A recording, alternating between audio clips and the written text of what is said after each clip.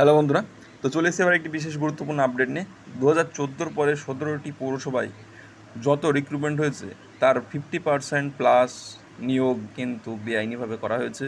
এটা আমার কথা নয়, তোমরা থাম্বনেল দেখে বুঝতে পারছো বন্ধুগণ যে এটা সিবিআইয়ের রিপোর্ট।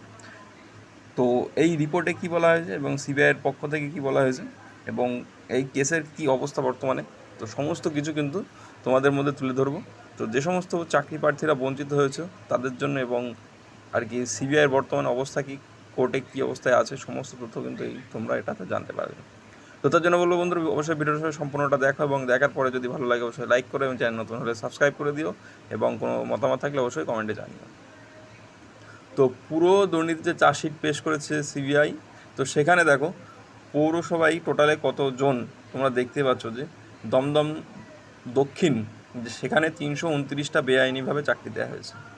কামারহাটি সেখানে 303টা, বরানগর পৌরসভায় 276টি বেআইনি চাকরি দেওয়া হয়েছে এবং টিটাগড়ে 221টি, কৃষ্ণনগর পৌরসভায় 200টি এবং রানাঘাটে 101টা নিয়োগ কিন্তু বেআইনিভাবে করা হয়েছে এবং সেগুলি সমস্ত কিছু যেভাবে হয় টাকা দিয়ে সেভাবেই করা হয়েছে, এমনটা রিপোর্ট সিবিআই পেশ করেছে তাদের চার্জশিটে।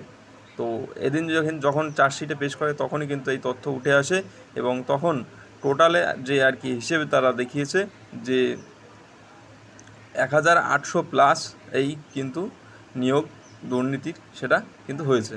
তো এই চার্জশিট এখন কোর্টে পেশ হয়েছে এবং এটার নিয়েই বর্তমানে আর কি তারা এই খতিয়ে দেখছেন এবং এর পরবর্তীতে যে ডেট দেওয়া হয়েছে সেই ডেটে কিন্তু এই কেসের পরবর্তী শুনানি হবে।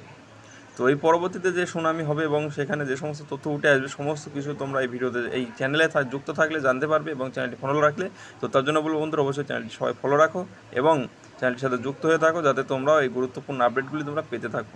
তো বন্ধুরা, ভিডিওটা সম্পূর্ণ দেখার জন্য অসংখ্য ধন্যবাদ। তবে এই দুর্নীতির বিরুদ্ধে তোমাদের যদি কোনো মতামত থেকে থাকে অবশ্যই কমেন্ট বক্সে জানাবে।